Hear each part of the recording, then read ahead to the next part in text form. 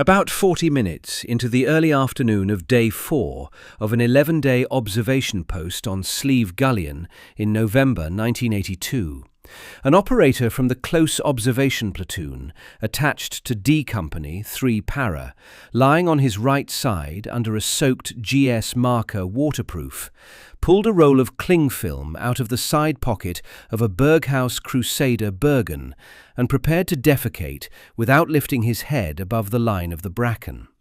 He had not moved his torso for 9 hours. He had not whispered above breath in 3 days. He had been awake on watch for the previous 90 minutes, looking at the back of an IRA logistics drop point 400 meters downslope. The cling film roll was a tactical issue item. He was not the first man to use one. He would not be the last. This is the story he has been waiting 40 years for somebody to tell. He never tells it himself, not at length. He writes occasional comments under YouTube videos about the unit he served in, and he signs them only with a partial handle. One of those comments appeared on this channel under a video about 14 Intelligence Company, and it ran 28 words long, and it collected 28 likes. And most of the people who read it had no idea that he had told them everything in those 28 words. He wrote, in his own English, this: "In Nye we averaged 11 days at a time in an op, in South Armagh and other locations. Cold rations, pissing into a bottle and shitting into cling film, then wrapping it up. All good fun. Never seen it in a film yet. This is the film." The DET and the Close Observation Platoons and Close Observation Troops of the Operation Banner era have been written about by Mark Urban and Mike Curtis and Sarah Ford and Jackie George. The institutional record exists. The doctrinal pipeline that produced the men who lay in that hedgerow on Slieve Gullion runs in a straight line from Frank Kitson's late 1950s countergang work in Kenya through a 1971 book called Low Intensity Operations, through the briefing rooms of Headquarters Northern Ireland in 1977 and 1978 under Brigadier General Jimmy Glover, and out onto a hill 4 miles south of Bessbrook Mill in the autumn of 1982. The doctrinal record is in the public domain. The 2006 Ministry of Defence document, Operation Banner, an analysis of military operations in Northern Ireland, was inadvertently published, widely cited, and quietly withdrawn. The selection course was an 8-week pipeline at Pontrilas Army Training Area, run by 22 SAS. The kit list is in Mark Urban and in Mike Curtis, and in the trade press of the British military memoir industry of the late 90s. What has never been written, in any film, is what the 11 days felt like from inside the cling film. That is the document that is missing.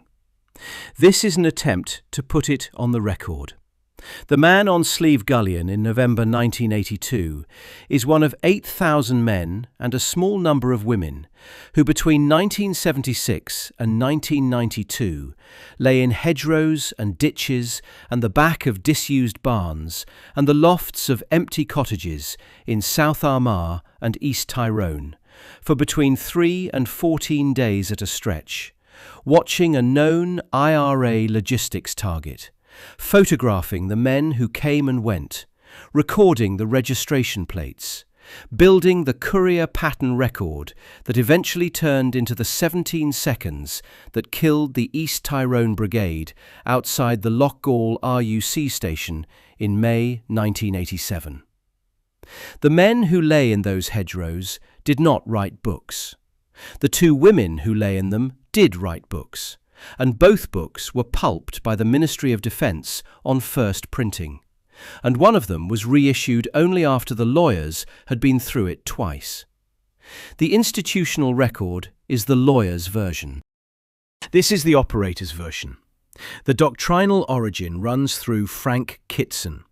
Kitson was a major in Kenya between 1955 and 1958, attached to the colonial counter-Mau Mau effort, and what he did there was put white officers in blackface into the forests around Mount Kenya, posing as Mau Mau gangs, to draw the real gangs into engagements they could not win. He called it the counter-gang. He wrote the doctrine down in 1960 in a book called Gangs and Counter-Gangs, and he wrote it down more fully in 1971 in a book called Low-Intensity Operations, Subversion, Insurgency, Peacekeeping, and the book was on the bedside table of every officer of the Belfast Brigade by 1972. Kitson commanded the Belfast Brigade between 1970 and 1972, and the unit he stood up there to apply the counter-gang doctrine to a European city was called the Military Reaction Force. The MRF was a disaster. The MRF was disbanded in 1972 and replaced by the Special Reconnaissance Unit, the SRU. 130 all ranks under direct command of Headquarters Northern Ireland. The SRU is the unit that the world later learned to call 14 Intelligence Company. The chain from Kitson's forests in Kenya to the cling film roll in the Bergen on Slieve Gullion is 6 steps long, and it is documented in the public record. It is the structural unit of how Britain fought the Troubles. But the chain did not become a discipline until 2 things happened. The first was the Drummuckaval ambush on the morning of the 22nd of November 1975. A section of 4 soldiers of the Royal Regiment of Fusiliers, deployed out of Crossmaglen, had taken up a static observation post on a slope at Drummuckaval, behind bushes overlooking a small stream that ran along the border with the Republic. They had been there for over 24 hours. The South Armagh Brigade of the Provisional IRA walked them up in daylight and shot 3 of them dead at close range. The official British Army report on Drummuckaval ran to 100+ pages, of which the redacted version is on the public file. And the conclusion of the report was that conventional infantry observation post discipline, as taught at Catterick and Bracken and Sandhurst, was unsurvivable in South Armagh. The doctrine had to change. The second thing that happened was Brigadier General James Malcolm Glover. Glover was Brigadier General Staff, Intelligence, at Headquarters Northern Ireland between 1977 and 1978. On the 27th of January 1978, he wrote a Northern Ireland intelligence summary, which was leaked, and the document is now in the public record under the name Future Terrorist Trends. The Glover report said something the British government did not want said, which was that the Provisional IRA had reorganised since 1976 from a hierarchical mass membership structure into a cellular organisation of approximately 400 active service volunteers in small cells, sufficiently well armed and well financed to sustain the violence of the previous year indefinitely, without the British being able to contain it by conventional means. Glover went on to GOC Land Forces Northern Ireland from April 1979 to January 1980, and the doctrinal climate he built at HQNI during those 2 posts is the doctrinal climate in which the Close Observation Platoon, introduced by Major General Richard Trant in 1977, in the doctrinal climate Glover was shaping at HQNI, became the institution that eventually formalised under the name COP for the Army and COT for the Royal Marines, and ran from 1982 until the end of Operation Banner. This is the institutional pipeline. It runs Kitson, Drummuckaval, Glover, Trant, COP, COT, 11 days on Slieve Gullion, cling film, Loch Gall. But the institutional pipeline is the lawyer's version. The operator's version starts with the recruitment poster. Every infantry battalion in the British Army from the late 1970s onward had a poster at the back of the orderly room notice board with a black and white photograph of a man's hand in a glove and a single line of text. The text said, "Northern Ireland Tours, Special Purpose. Apply your orderly room." The poster did not name the unit. The men who put their name down for that poster were filtered through battalion-level interviews, then through a Hereford weekend, then through the 8-week Pontrilas course. The Pontrilas course was run by 22 SAS, and it had 7 phases, and at the end of every phase, the candidate failed or continued. The phases were driving, photography, surveillance, unarmed combat and weapons, fieldcraft and reconnaissance, urban observation post construction, and the killing house at Hereford for the hostage rescue contingency. The driving phase taught you to follow a Republican without being a tail. The photography phase taught you to hold a long lens steady on a target at 400 meters without raising the camera above the bracken line. The surveillance phase taught you to sit in a Belfast cafe for 9 hours and look like a man waiting for a friend who never turns up. The fieldcraft phase taught you the 11 days. The published number is the brutal one. 1,000 applicants in a single intake, 17 sent to Northern Ireland. The other 983 went back to their battalions and were never told that the unit they had failed to join existed. The men who passed were called internally operators of the debt. The women were called the same thing. Sarah Ford's One Up, published by HarperCollins in 1997, with a 6-figure advance and a Mail on Sunday serialization, was the first book by a woman who had served in 14 intelligence. And it is the book the Ministry of Defence has spent the last 29 years trying to put back in the bottle. The second was Jackie George's She Who Dared, published by Pen and Sword in 1999, and the first print run was pulped by the Ministry of Defence on legal advice, and the book only reissued after a second pass by the lawyers. Both books are still in print. Both books document women running close target reconnaissance from inside Republican estates and from inside the South Armagh ditches in the period the operator on Slieve Gullion was deployed. Both books confirm what the cling film comment from the operator on this channel says. This is the kit list. Every item earned its slot. The Bergen was a Berghaus, by the period the operator is describing, very likely a Crusader or a Vulcan, depending on the operator's preference and the year. Berghaus had been founded in Newcastle in 1966, and the British military had adopted the brand wholesale during and after the Falklands of 1982. The debt bought their Bergens off the shelf. The 1985 PLCE Trials rucksack the British Army eventually adopted was a near copy of the Crusader.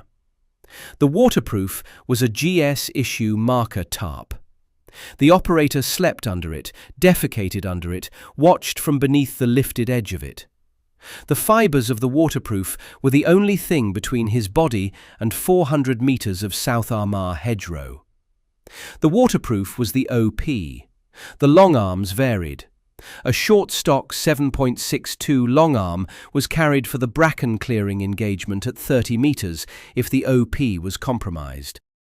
A Heckler & Koch HK-53, the 5.56 cut-down of the HK-33, with an 8.3-inch barrel, was carried for the urban contingency and the close-quarter exit through a Crossmaglen alleyway. Andy McNabb documents an HK-53 car chase gunfight against IRA gunmen in immediate action, and the weapon is confirmed in multiple memoir accounts as standard debt issue. The HK-53 was designated L101A1 in some British Close Protection Service. The sidearm was a Browning high-power L9A1 9mm, the standard British military sidearm of the era. The optic on the long arm was a Trilux SU-SAT. The radio was a satellite set. The Hereford slang for the radio was something the operator has used in 3 of his comments, and the slang is not standard public source designation. The British equivalent of the period was the Klansman PRC 319 burst encryption HF set, used for the directional bearing resistant outgoing transmission that the 4-man stack would compress into a controlled 20-second window every 6 hours. Every transmission was a risk. Every transmission was logged. The cling film was tactical issue. The vendor was a London Marks & Spencer subsidiary that the audience operator commenter on this channel has declined to specify. The roll lived in the right side pocket of the bergen.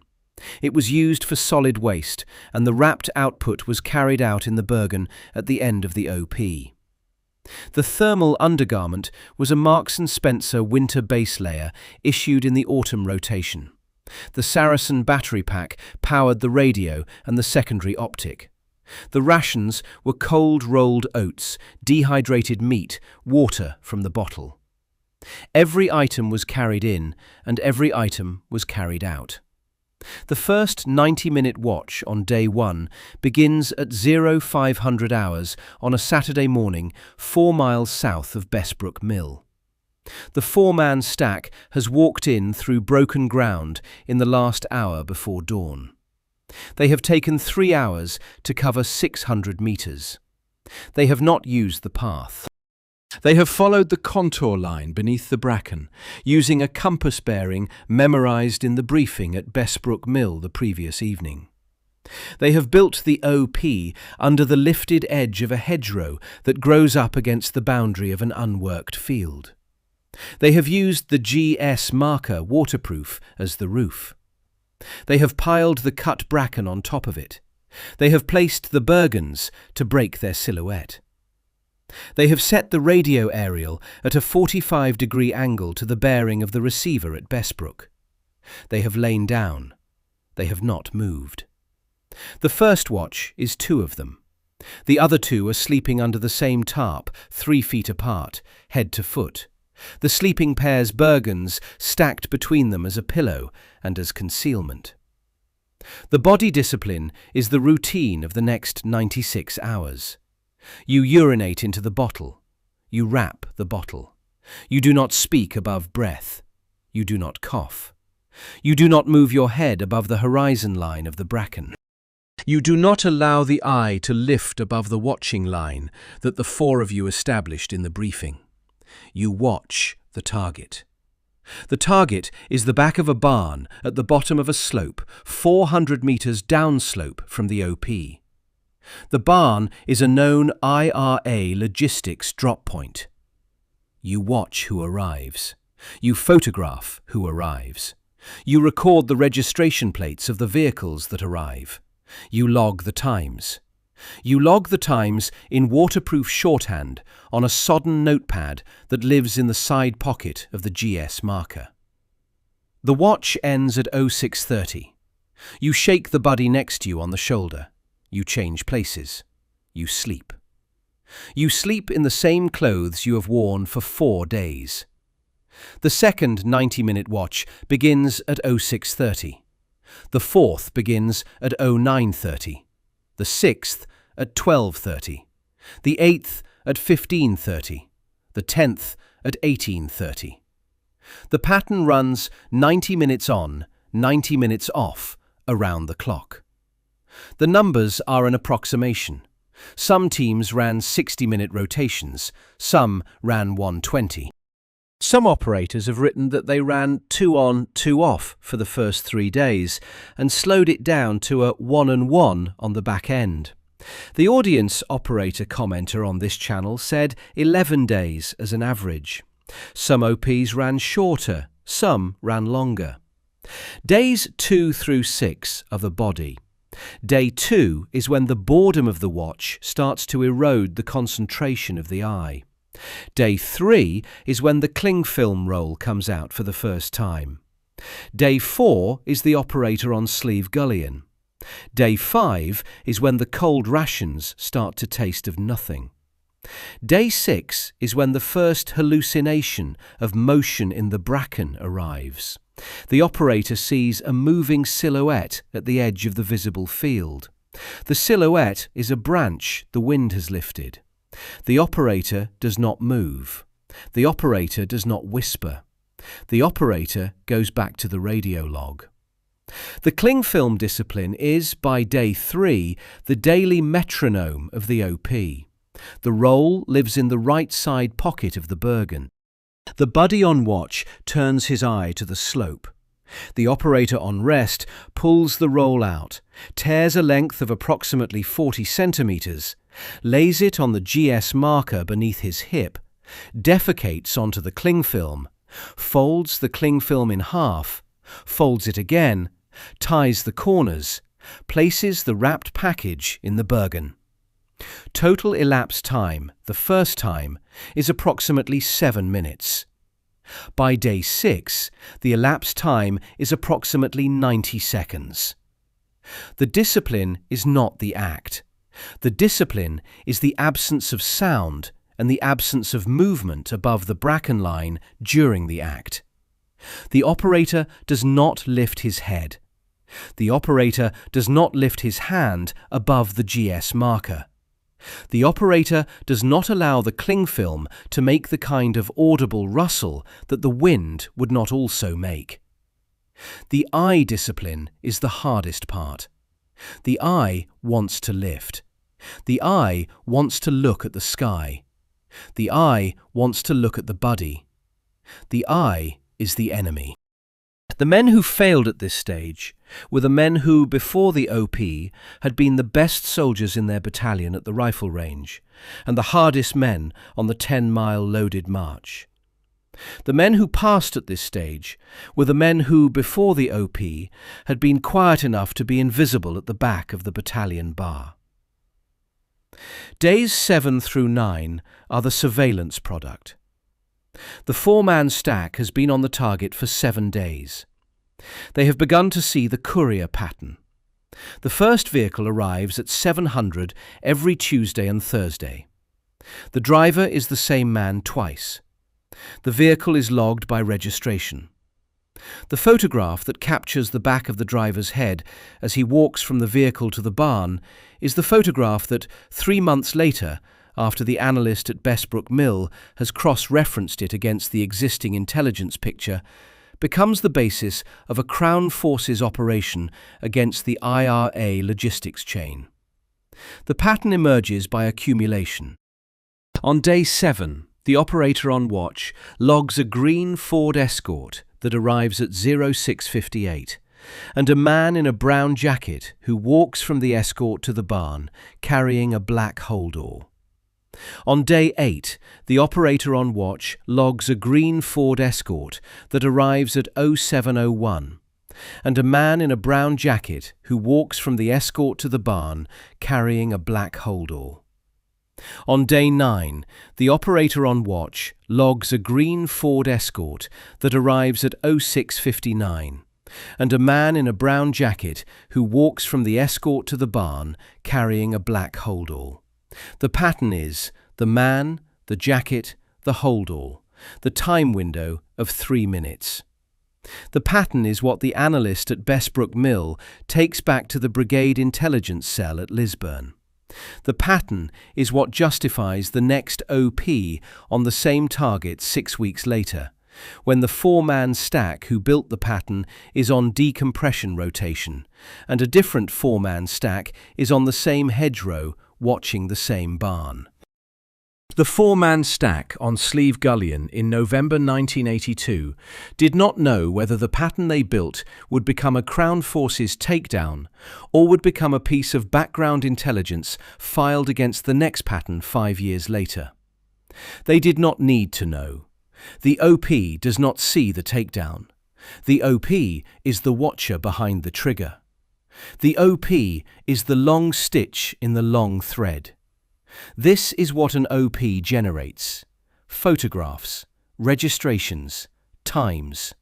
A courier pattern. The timing window for the eventual takedown. The OP does not pull the trigger. The OP is the watcher behind the trigger. The OP that watched the IRA East Tyrone Brigade in the months leading up to the Lochgall ambush of the 8th of May 1987 was, per Mark Urban and per Toby Harnden and per the channel's own audience commenters, a det-operated OP that built the brigade structure picture the SAS used at the gate of the Lochgall RUC station that evening. The photograph of the back of Patrick Kelly's head and the courier pattern of Padraig McKierney and the registration plate of the JCB Digger were all built by the OP discipline that this video is documenting. The men who lay in those hedgerows watched the men who eventually drove the Toyota Hiace van through the gate of the Lochgall station. The OP was the pipeline that turned the 8 men in the van into an intelligence picture before the SAS turned the 8 men in the van into a fatality list. The trigger was the SAS. The aim was the OP. Days 10 and 11 are the extraction. The extraction is the reverse of the entry, except that the entry only had to be quiet and the extraction has to be invisible. The 4-man stack waits for the last hour before dawn on day 11. They strike the OP. They pack the GS marker into the bergens. They pack the empty cling film bundles into the bergens. They pack the empty rations into the bergens. They pack the empty bottles into the bergens. They pack the radio, they pack the optics, they pack the long arms, they pack the spent batteries, they leave nothing on the ground. They replace the bracken on the position of the OP. They lift the compressed grass back to vertical by hand, fibre by fibre. They walk out backward through their own entry path, sweeping the disturbed bracken behind them with a handheld leaf blower of bracken and air, lifting the broken stalks back to standing. The discipline of the leaf is that when the farmer who owns the field walks the boundary at first light on day 12, he sees a hedgerow with no operator in it. The farmer is not the enemy. The farmer is the audience. The audience is the 400-metre witness. The OP has to be invisible to him. If the farmer sees it, the IRA sees it within 48 hours, and the 4-man stack that built that OP has just compromised every OP within 5 kilometres for the next year. The leaf replacement discipline is the most under-discussed thing in the public record of the det, and of the COP, and of the COOT. It is the thing the films never show. The films show the men sliding out under a smoke grenade. The men did not slide out under a smoke grenade. The men lifted the bracken back to vertical and walked out backward through their own entry route at a pace of 2 metres a minute for the first 100 metres, and then 4 metres a minute for the next 200, and then 6 metres a minute for the rest of it. The exit route ran through the predetermined egress point. South Armagh OPs exited south or east toward Cooley or Slieve Gullion. East Tyrone OPs exited north or northwest into the forestry around Loch Ness. The egress took as long as the entry. The egress was the entry in reverse. The operational debrief happened at Bessbrook Mill within 4 hours of extraction. The operator stood up under the rotor wash of the Westland Lynx that had pulled him out at the egress point. He walked into the briefing room. He laid the bergen on the table. He emptied the bergen. The cling film bundles, the empty bottles, the empty rations, the spent batteries, the radio log, the sodden notepad, the photographs in the camera. Every item was returned to the chain of custody. The photographs went to the analyst. The notepad went to the brigade intelligence cell. The cling film bundles went to the incinerator. The operator went to the cookhouse for a hot meal and then back to barracks for 48 hours of decompression before the next rotation. Mark Urban writes about this period in Big Boys Rules from 1992. Mike Curtis writes about it in CQB from 1997. Sarah Ford writes about it in One Up from 1997. Jackie George writes about it in She Who Dared from 1999. Toby Harnden writes about it in Bandit Country from 1999. The Ministry of Defence wrote about it in Operation Banner, an analysis of military operations in Northern Ireland in 2006, and then inadvertently published and quietly withdrew the document. The Smithick Tribunal in 2013 confirmed elements of Harnden's account of Garda-IRA collusion in the killings of Chief Superintendent Harry Breen and Superintendent Bob Buchanan in 1989. The institutional record exists. The institutional record does not record what the 11 days felt like. What an OP felt like the first time is told in 3 voices in the existing record. Mark Urban's source, an unnamed debt operator, told him that the hardest part of the 11 days was not the cold, and was not the food, and was not the cling film. The hardest part was the watch. The hardest part was lying for 90 minutes with the eye fixed on a point 400 meters away, and not allowing the eye to lift to the sky, and not allowing the mind to lift to the next watch, and not allowing the body to remember that it had been still for 9 hours, and that every joint had cooled to the temperature of the bracken around it. Mike Curtis writes the same thing in CQB, in his own voice and in his own English, as a 2-para corporal who served 2 tours in Northern Ireland before he badged 22 SAS in 1983. He writes that the OP discipline is the thing that broke men who had been the best soldiers in their battalion. He writes that the men who passed at the OP were the men who could disappear into a watch and lose the sense of time for 90 minutes and come back to the watch end without having drifted. He writes that the women were the best at this. Sarah Ford writes the same. Jackie George writes the same. Both women note in their published accounts that they ran longer watches than the men they served alongside, and that the body discipline was for them an extension of a body discipline that women had been required to learn outside the British Army by virtue of being women.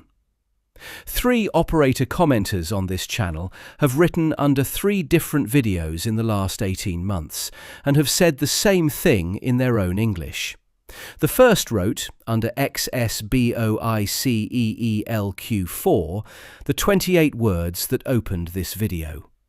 The second wrote, under NQWFSEPDLSA, the 21 like comment that the hard routine had been carried out on Op Banner by specially trained infantry units, COP or COT, depending on whether they were provided by the Army or the Royal Marines, since at least 1982. The third wrote, under the parent 14 Intelligence Company video, a comment about the Bessbrook Mill helicopter rotor wash that the channel did not publish in full. 3 operator commenters. 49 likes between them. 3 primary source veterans of the 11 days, the men who served in the det and in the COP and in the COOT during the period this video is documenting, are now in their late 60s and their early 70s. The handful of them who write under the channel's videos write the way a man writes who has been told, by the lawyers and by the unit administrative officer and by the published memoir of every comrade who tried to publish his own account before him, that he cannot say what he saw, and cannot name what he did, and cannot describe the kit he carried, and cannot describe the discipline he learned, and cannot describe the 11 days. He writes anyway. He writes 28 words at a time. He signs with a partial handle. He waits for the channel he is correcting to read the comment, and the channel goes on to its next video. And the comment sits there with 25 likes and a reply from another operator. And the reply collects 10 likes, and another reply collects 6, and the thread runs to the end of the page, and the thread closes. The thread is the document the films never made. They have been waiting 40 years for somebody to put it on the record. The 11-day observation post is the structural unit of a war that the British state has spent 30 years denying took place. It was a Saturday to Tuesday to Saturday in 1982, on a hill 4 miles south of Bessbrook Mill, in a hedgerow that grew back over the entry route by spring. The operator who pulled the cling film roll out of the side pocket of his Bergen on day 4 is now in his late 60s. He has never been named in a film. He has never been named in a book. He writes occasional comments under YouTube videos about the unit he served in, and he signs them only with a partial handle. And the comments collect 20 or 25 likes, and the channel he is correcting goes on to its next video. He has been waiting 40 years for somebody to put it on the record. This is the record.